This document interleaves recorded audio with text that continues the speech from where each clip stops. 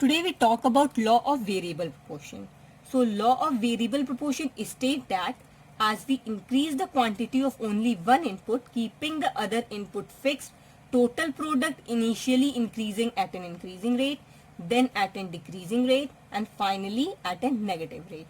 Law of variable proportion हमारा ये बोलता है कि अगर हम इंक्रीज कर रहे हैं क्वांटिटी केवल एक इनपुट की, keeping the other input fixed, और सारे जो भी इनपुट है वो उसको हम फिक्स्ड रखते हैं, कांस्टेंट रखते हैं, तो जो टोटल प्रोडक्ट हमारा है वो इनिशियली इंक्रीज होगा इंक्रीजिंग रेट से, फिर डिक्रीजिंग रेट से और फाइनली नेगेटिव रेट से.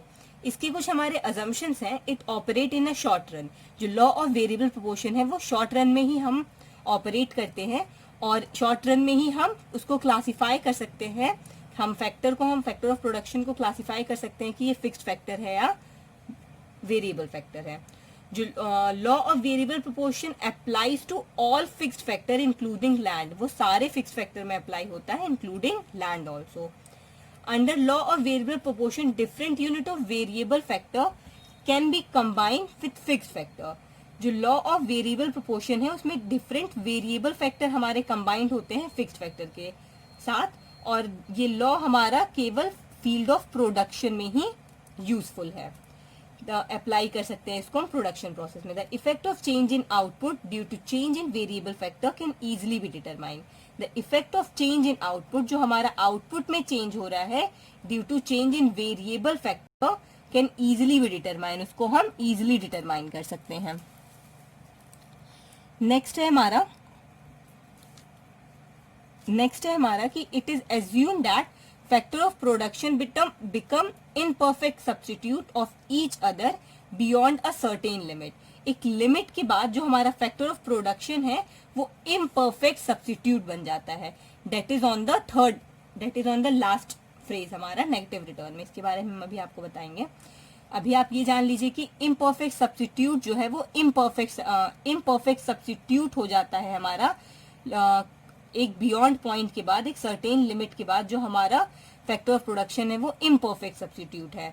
हम एक किसी फॉर एग्जांपल लैंड के साथ हम लेबर को सब्स्टिट्यूट करते हैं तो एक टाइम पे वो बिल्कुल परफेक्ट सब्स्टिट्यूट है उसका, बट एक बियॉन्ड सर्टेन पॉइंट के पास हम लैंड के साथ लेबर को सब्स्टिट्यूट नहीं कर सकते हैं, वो इम्परफेक्ट सब्स्टिट्यूट हो जाएगा.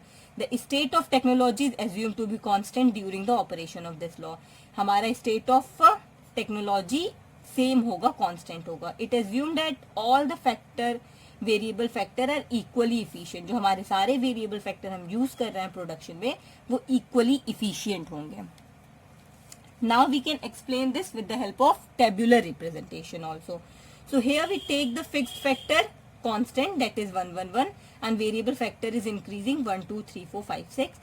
Total product is 10. First in the first it is 10, then ये 30 हुआ, फिर 30 हुआ, तो ये जो इंक्रीज हुआ वो कितने का हो रहा है. यहाँ पे हम मार्जिनल से इसको देख लेते हैं. ये इसमें कितने का इंक्रीज हुआ, जब हमने माइनस किया तो 20 से इंक्रीज हुआ. तो ये हमारा ज्यादा से इंक्रीज हुआ, तो ये इंक्रीजिंग रिटर्न ऑफ फैक्टर है. ये हमारा फर्स्ट फ्रेज है जो कि यहीं पे खत्म हुआ, क्योंकि नेक्स्ट फेज में वो डिक्रीजिंग रिटर्न से हो रहा है. 30 से वो 45 तो इंक्रीज तो हुआ, बट वो कम से इंक्रीज हुआ. फिर वो 7 से इंक्रीज हुआ एंड देन फिर कांस्टेंट हो गया और फिर वो डिक्रीज ही हो गया, नेगेटिव में चला गया फिर हमारा जो वेरिएबल फैक्टर है. सो हमारा ये सेकंड तक हमारा ये हो गया increasing return of to the factor. फिर हमारा थर्ड से लेके फिफ्थ तक ये diminishing return to factor second phase हो गया, और थर्ड फ्रेज हमारा नेगेटिव रिटर्न हुआ थर्ड में जाके. Let us discuss with the help of graph also. So ये आपको और ज्यादा क्लियर हो जाएगा. सेम हमने उसको ग्राफिकल फॉर्म में रिप्रेजेंट किया.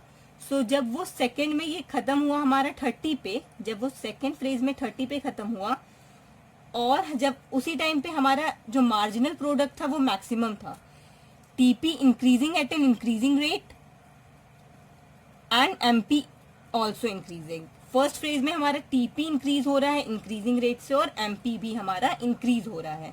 ये फ्रेज हमारा खत्म होगा जब हमारा ये सेकेंड फ्रेज यहाँ पे है 30 पे, और जब हमारा टीपी जो है वो सेम पे मैक्सिमम होगा, एमपी हमारा मैक्सिमम होगा, तो ये पॉइंट ऑफ रिफ्लेक्शन कहलाएगा और यहाँ पे हमारा फर्स्ट फ्रेज खत्म हो जाएगा। फिर जब हमारा सेकेंड फ्रेज स्टार्ट हुआ तो सेकेंड फ्रेज में TP increasing at an decreasing rate, हमारा टीपी इंक्रीज तो हो रहा है बट वो डिक्रीजिंग रेट से इंक्रीज हो रहा है, एंड एमपी फॉल्स, और जो हमारा एमपी है वो फॉल हो जा रहा है, डाउनवर्ड हो देखिए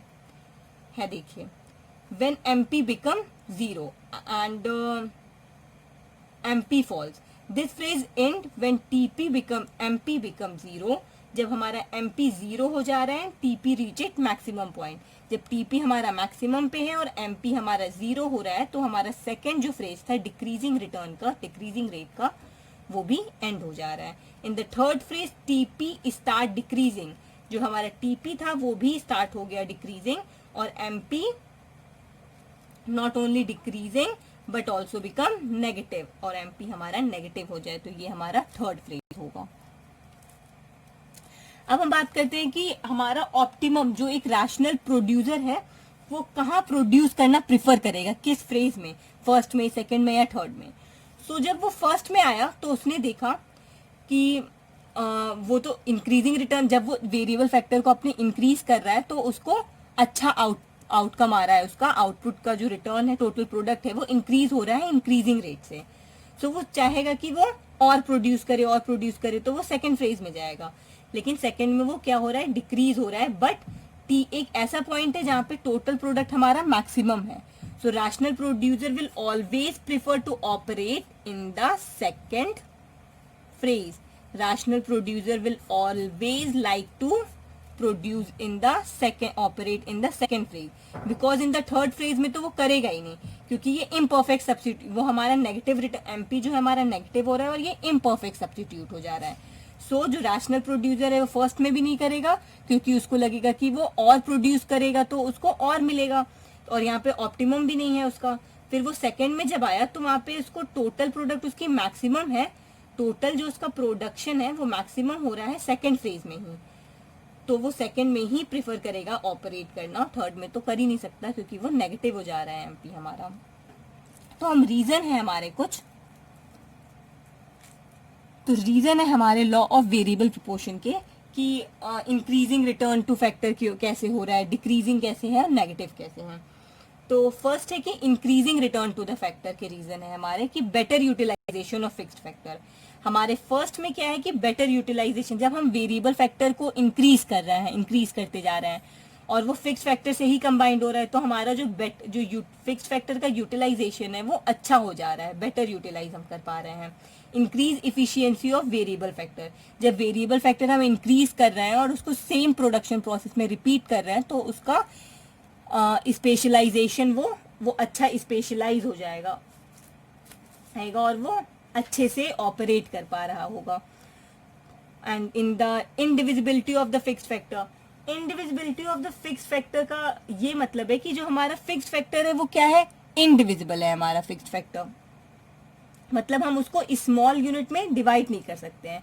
तो once an investment is made in the fixed factor then the addition of more and more of variable factor improve the utilization of fixed factor, तो वो fixed factor increase होगा।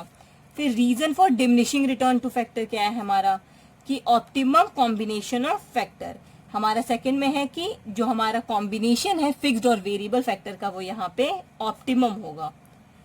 एंड जो सेकंड है वो imperfect substitute है, जिसके बारे में हमने आपको अजम्पशंस में बताया कि इम्परफेक्ट सब्स्टिट्यूट हो जाता है एक सर्टेन लिमिट के बाद, वो पॉइंट हमारा सेकंड में ही आएगा, डिमिनिशिंग में ही आएगा, रिटर्न में आएगा कि हमारा एक पॉइंट के बाद फिक्स्ड फैक्टर और वेरिएबल फैक्टर का जो कॉम्बिनेशन है वो इम्परफेक्ट सब्स्टिट्यूट हो जाएगा। जैसे अगर हमने लैंड के साथ लेबर को सब्स्टिट्यूट किया तो हमारे फर्स्ट यूनिट तक, फर्स्ट फ्रेज तक तो बिल्कुल परफेक्ट है, लेकिन एक पॉइंट के बाद अगर उसको हम वेरिएबल फैक्टर को इंक्रीज करते ही जा रहे हैं और फिक्स फैक्टर उतना ही है हमारा और वेरिएबल फैक्टर हम इंक्रीज करते ही जा रहे हैं, लेबर इंक्रीज करते जा रहे हैं सेम फील्ड पे, तो हमारा एक टाइम के बाद वो इम्परफेक्ट सब्स्टिट्यूट हो जाएगा। फिर reason for negative return to scale, limitation of fixed factor, हमारा लिमिटेशन है फिक्स्ड फैक्टर का कि हम फिक्स्ड फैक्टर को तो नहीं इंक्रीज कर सकते हैं ना, और जो हमारा लॉ वेरिएबल प्रोपोर्शन है वो शॉर्ट रन में ऑपरेट कर रहा है, तो शॉर्ट रन में तो हम फिक्स्ड फैक्टर इंक्रीज नहीं कर सकते हैं, तो जब हम नहीं इंक्रीज कर सकते और उसी टाइम पे at the same time variable factor हमारे इंक्रीज ही हो रहे हैं, हम हर टाइम पे वेरिएबल फैक्टर को इंक्रीज करते जा रहे हैं, तो वो एक टाइम के बाद हमारा फिक्स फैक्टर नहीं इंक्रीज हो सकता है बार बार। तो ये हमारा लिमिटेशन है फिक्स्ड फैक्टर का, poor coordination between fixed factor and variable factor. Variable factor और फिक्स्ड फैक्टर का जो कोऑर्डिनेशन है वो एक टाइम के बाद अच्छा नहीं हो जाता। जब हम थर्ड फेज में आ रहे हैं तो वो हमारा जो इसका कोऑर्डिनेशन है वो सही से नहीं हो पा रहा। Decreasing in efficiency of variable factor, जब वेरिएबल फैक्टर बहुत ज्यादा हो जाएंगे और इंक्रीज होते ही जा रहे हैं तो उसकी जो इफिशियंसी है वो भी डिक्रीज होगी। तो यही है हमारा law of variable proportion. So thank you.